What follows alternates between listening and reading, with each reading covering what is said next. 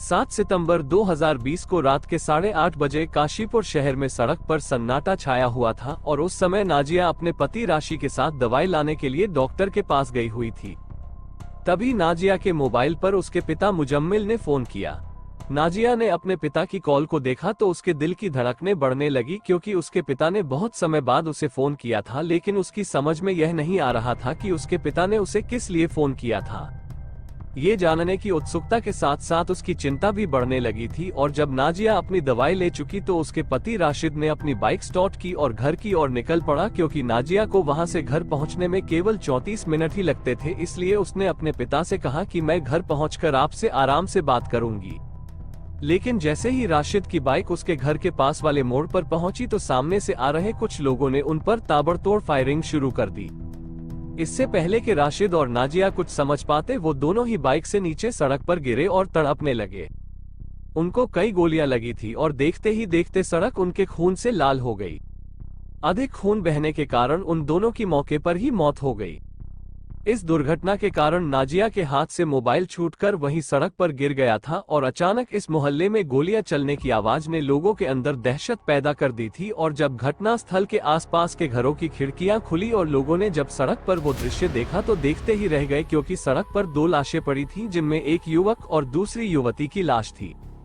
उनके पास में ही एक बाइक भी पड़ी थी और इसका मतलब ये था कि कोई उन दोनों युवक और युवती की हत्या करके फरार हो गया है। उन दोनों लाशों की स्थिति को देखते हुए आस पड़ोस के कुछ लोगों ने थोड़ी हिम्मत जुटाई और बाहर सड़क पर निकल आए और फिर देखते ही देखते घटना स्थल पर लोगों का हुजूम उमड़ पड़ा, क्योंकि वो दोनों मृतक उसी मोहल्ले के रहने वाले थे। इसी कारण दोनों की पहचान होने में कोई परेशानी नहीं हुई। इसके बाद वहां मौजूद लोगों में से किसी ने मृतक राशिद के भाई के मोबाइल पर फोन करके इस घटना की जानकारी दी। इस घटना की जानकारी मिलते ही राशिद के घर वालों के साथ उसके पड़ोसी भी तुरंत घटना स्थल पर पहुंच गए। घटना स्थल पर पहुंचते ही राशिद के परिवार वालों ने उसकी नब्ज को चेक किया, लेकिन राशिद का शरीर पूरी तरह से ठंडा पड़ चुका था, यानी उसकी मौत हो चुकी थी और उसके पास पड़ी नाजिया की भी मौत हो चुकी थी। घटना स्थल पर मौजूद सभी लोगों का मानना था कि उन्हें डॉक्टर के पास ले जाने से कोई फायदा नहीं है। और फिर इस सनसनीखेज हत्याकांड की सूचना किसी व्यक्ति ने पुलिस कंट्रोल रूम को दे दी, क्योंकि यह मोहल्ला काशीपुर कोतवाली के अंतर्गत आता था। इसलिए कोतवाली प्रभारी सतीश चंद्र कापड़ी पुलिस टीम के साथ घटना स्थल के लिए निकल पड़े और सूचना मिलने पर एसपी राजेश भट्ट, सीओ मनोज कुमार भी मौके पर पहुंचे। घटना स्थल पर पहुंचकर पुलिस ने जांच पड़ताल की तो राशिद और नाजिया के शव पास ही पड़े हुए थे और राशिद का चेहरा बुरी तरह से खराब हो चुका था। राशिद के चेहरे को देखकर तो यही लगता था कि हत्यारों ने उसके सिर से सटाकर गोली चलाई थी, जिसके कारण उसके चेहरे को पहचानना बहुत मुश्किल हो गया था। और फिर इस घटना को लेकर पुलिस ने राशिद और नाजिया के परिवार वालों से जानकारी जुटाई तो राशिद के परिवार वालों ने बताया कि उन दोनों का लंबे समय से प्रेम प्रसंग चल रहा था और जिसके चलते वो दोनों घर से भाग गए। और फिर उसी दौरान जून 2020 में राशिद और नाजिया ने प्रेम विवाह कर लिया था। फिर कुछ समय बाद वो दोनों काशीपुर वापस आ गए थे और जब से दोनों पास में ही किराए का कमरा लेकर रहने लगे थे। और उस दिन नाजिया की तबीयत खराब होने के कारण शाम के समय वो दोनों दवाई लेने के लिए अपनी बाइक से डॉक्टर के पास गए थे और वहां से वापस घर आते समय किसी ने उन दोनों की गोली मारकर हत्या कर दी थी। घटना स्थल की जांच के दौरान पुलिस ने मृतक राशिद और उसकी बीवी नाजिया के मोबाइल अपने कब्जे में ले लिया और जब पुलिस ने उन दोनों के मोबाइल तो पता चला कि घटना के समय नाजिया अपने पिता से फोन पर बात कर रही थी और ये सुराग मिलते ही पुलिस समझ गई थी कि राशिद और नाजिया की हत्या में नाजिया के पिता मुजम्मिल का हाथ हो सकता है। इसके बाद पुलिस तुरंत मुजम्मिल के घर पहुंची तो वहां से पता चला कि नाजिया का पिता मुजम्मिल घर से फरार है, क्योंकि उसके घर पर ताला लगा हुआ था, यानी उसके अन्य परिवार वाले भी घर से गायब थे। घर के सभी लोगों के अचानक इस तरह फरार होने से इस हत्याकांड में पुलिस को नाजिया के घर वालों का हाथ होने का अंदेशा बढ़ गया। इसके बाद पुलिस ने नाजिया के परिवार वालों को सब जगह ढूंढा, लेकिन उनका कहीं से कुछ पता नहीं चला। इसके बाद पुलिस ने उन दोनों के शवों को पोस्टमार्टम के लिए भिजवा दिया और फिर इस केस में मृतक राशि के भाई नईम की तहरीर के आधार पर पुलिस ने नाजिया के पिता मुजम्मिल, भाई मोहसिन के अलावा नाजिया के मामा अफसरी और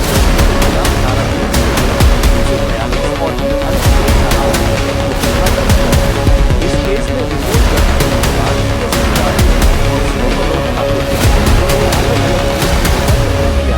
पुलिस की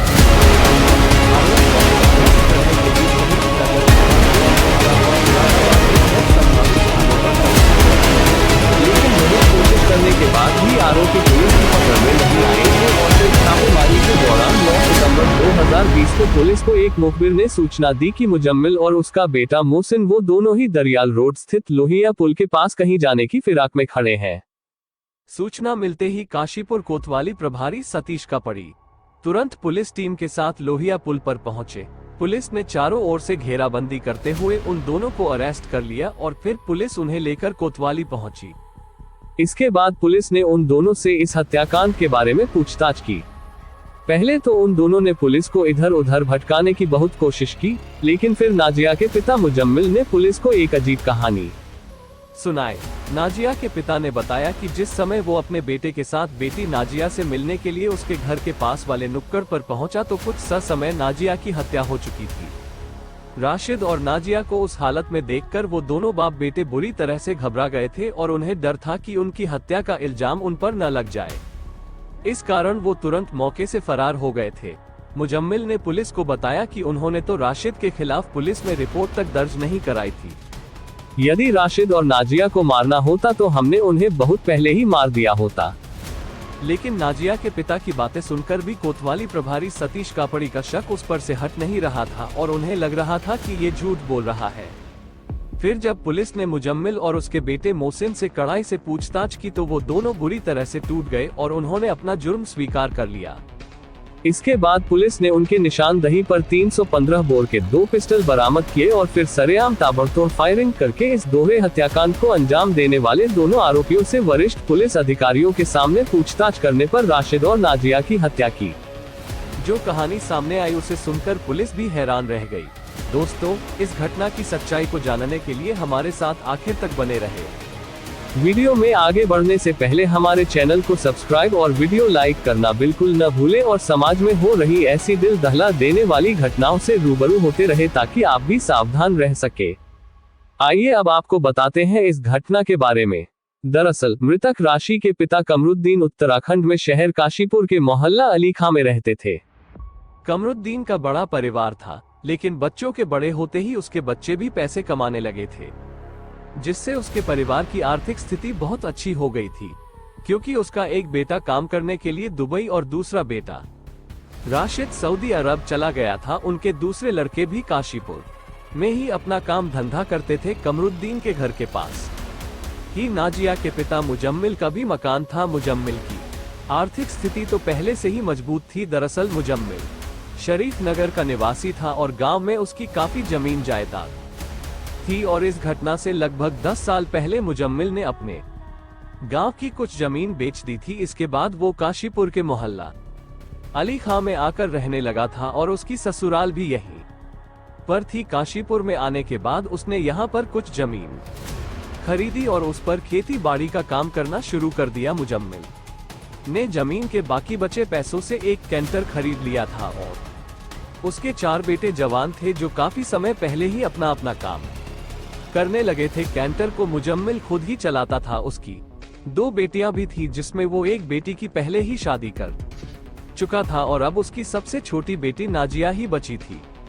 क्योंकि कमरुद्दीन और मुजम्मिल दोनों ही पड़ोसी थे, इसलिए उन दोनों के परिवार का एक दूसरे के घर आना जाना था। भले ही वो दोनों अलग अलग जाति से ताल्लुक रखते थे, लेकिन फिर भी उन दोनों परिवारों में घर जैसे ही ताल्लुक थे और इसी के चलते कमरुद्दीन के बेटे राशिद और मुजम्मिल के बेटे मोहसिन में अच्छी दोस्ती हो गई थी। राशिद और मोहसिन का जब कभी भी कहीं कोई काम होता तो अक्सर वो दोनों साथ साथ ही घर से निकालते थे। नाजिया मोहसिन की छोटी बहन थी। क्योंकि नाजिया दिखने में काफी सुंदर थी, इसलिए राशिद नाजिया से प्यार करने लगा था। राशिद पर नाजिया के घर आने जाने की भी कोई पाबंदी नहीं थी और इसी आने जाने के दौरान नाजिया ने अपने लिए राशिद की आंखों में प्यार देखा तो वो भी उससे प्यार करने लगी और फिर धीरे धीरे उनका प्यार बढ़ने लगा। लेकिन देखते ही देखते उनके प्यार के चर्चे घर की दीवारों को लांघकर मोहल्ले में होने लगे और जब ये बात नाजिया के घर वालों को पता चली तो नाजिया के घर वाले बहुत परेशान हो गए। मुजम्मिल ने अपनी बेटी नाजिया को समझाने की बहुत कोशिश की, लेकिन वो राशिद को छोड़ने को तैयार नहीं थी। इसके बाद मुजम्मिल ने राशिद के परिवार वालों को भी उनके बेटे की काली करतूतों के बारे में बताते हुए उसे समझाने को कहा, लेकिन इधर राशिद भी पीछे हटने को तैयार नहीं था और एक पड़ोसी होने के नाते इन दोनों परिवारों के बीच में जो प्यार था देखते ही देखते वो नफरत में बदल गया। हालांकि दोनों ही परिवार वालों ने अपने अपने बच्चों को समझाने का बहुत प्रयास किया, लेकिन वो दोनों ही अपनी जिद पर अड़े रहे और जब इस मामले को लेकर दोनों परिवारों के बीच झगड़ा बढ़ने लगा तो ये मामला पंचायत तक पहुँच गया और पंचायत में फैसला लिया गया कि राशिद काशीपुर छोड़कर कहीं बाहर काम करने चला जाए और फिर अपने परिवार वालों के कहने पर राशिद सऊदी अरब चला गया। लेकिन राशिद के काशीपुर छोड़कर चले जाने के बाद इधर नाजिया उसकी याद में तड़पने लगी थी और फिर कुछ दिनों बाद उसने राशिद से सऊदी में भी फोन पर बात करना शुरू कर दिया और वो दोनों फोन पर प्यार भरी बातें करने लगे थे। लेकिन कोरोना महामारी का समय आया तो राशिद अपने घर लौट आया, क्योंकि इस समय घर आना उसकी मजबूरी बन गई थी। उसने काशीपुर में अपने घर आते ही इसी शहर में एक टायर शोरूम में नौकरी करनी शुरू कर दी। उसी दौरान राशिद का पुराना दोस्त और नाजिया का भाई मोहसिन भी अपनी पुरानी रंजिश को बुलाकर राशिद से मिला, क्योंकि मोहसिन सऊदी अरब जाना चाहता था और वो जानता था कि लॉकडाउन खुलते ही राशिद फिर से सऊदी चला जाएगा। लेकिन राशिद के सऊदी चले जाने के बाद से ही मोहसिन के दिल में भी सऊदी जाने की इच्छा पैदा हो गई थी और मोहसिन जानता था कि वो राशिद के संपर्क में रहकर ही सऊदी अरब तक पहुंच सकता है। लेकिन मोहसिन के साथ फिर से दोस्ती हो जाने के बाद राशिद को तो अपने प्यार की मंजिल और भी आसान लगने लगी थी और दोबारा दोस्ती होने के कारण राशिद का नाजिया के घर फिर से आना जाना शुरू हो गया था और यही आना जाना उन दोनों को उस मंजिल तक ले गया जहां से उन दोनों का लौटना बहुत मुश्किल हो गया था, यानी उनके प्रेम संबंध और भी ज्यादा मजबूत हो गए थे। और फिर इस घटना से लगभग 3 महीने पहले राशिद और नाजिया अचानक घर से फरार हो गए। नाजिया के घर से फरार होते ही उसके घर वालों को गहरा सदमा लगा, क्योंकि उन्होंने ये कभी सपने में भी नहीं सोचा था कि एक दिन उनकी बेटी उनकी इज्जत को तार तार कर देगी। नाजिया के पिता मुजम्मिल को पता था कि वो जरूर राशिद के साथ गई होगी। राशिद के बारे में जानकारी जुटाने पर पता चला कि वो भी घर से गायब है, लेकिन मुजम्मिल को सबसे बड़ा दुख इस बात का था कि उसकी बेटी ने एक गैर बिरादरी के लड़के के साथ भागकर समाज में उसकी इज्जत मिट्टी में मिला दी थी। मुजम्मिल के मान सम्मान को ठेस पहुंची तो उसने राशिद को फोन करके उन दोनों को जान से मारने की धमकी दी, लेकिन फिर भी नाजिया और राशिद ने फरार रहते हुए ही एक मौलवी के पास जाकर निकाह कर लिया। और जब ये बात नाजिया के घर वालों को पता चली तो उनके घर में मातम सा छा गया। समाज में अपनी इज्जत पर लगे दाग को देखते हुए नाजिया के पिता मुजम्मिल ने इस राज को राज ही रहने दिया, यानी मुजम्मिल ने इस मामले में पूरी तरह से चुप्पी साध ली। फिर वो नाजिया और राशिद के वापस लौटने का इंतजार करने लगा। राशिद ने नाजिया के साथ निकाह करते ही अपना मोबाइल नंबर भी बदल लिया था, जिसके बाद मुजम्मिल की उनसे बात नहीं हो पाई थी, क्योंकि मुजम्मिल पेशे से एक ड्राइवर था, इसलिए वो काफी तेज तर्रार भी था।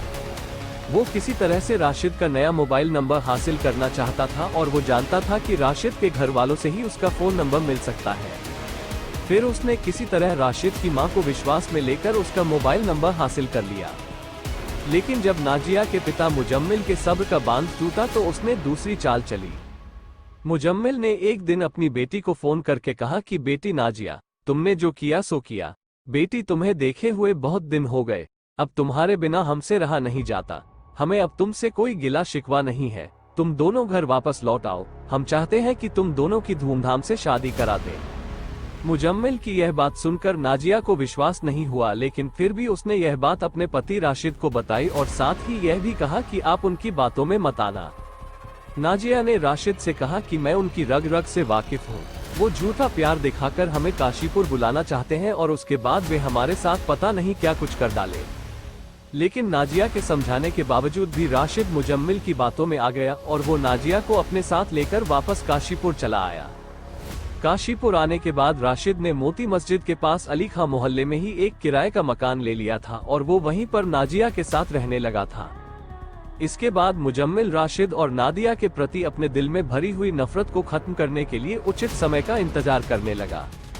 अपनी बेटी और राशिद के प्रति उसके दिल में इतनी ज्यादा नफरत पैदा हो गई थी कि वो किसी भी कीमत पर उन दोनों को मौत के घाट उतारने की योजना बना चुका था और उसी योजना के तहत मुजम्मिल ने उत्तर प्रदेश के एक गांव से 315 बोर के 2 पिस्टल और 8 कारतूस खरीदे। उसके बाद मुजम्मिल अपने बेटे मोहसिन के साथ मिलकर उन दोनों का साये की तरह पीछा करने लगा और देखने लगा कि राशिद और नाजिया कब कहां और क्यों जाते हैं। और फिर इस घटना से लगभग 15 दिन पहले मुजम्मिल को ये जानकारी मिली थी कि नाजिया और राशिद जयपुर में स्थित कालूसित के मजार पर गई हुई है, क्योंकि कालूसित का मजार पतरामपुर के जंगलों में स्थित है।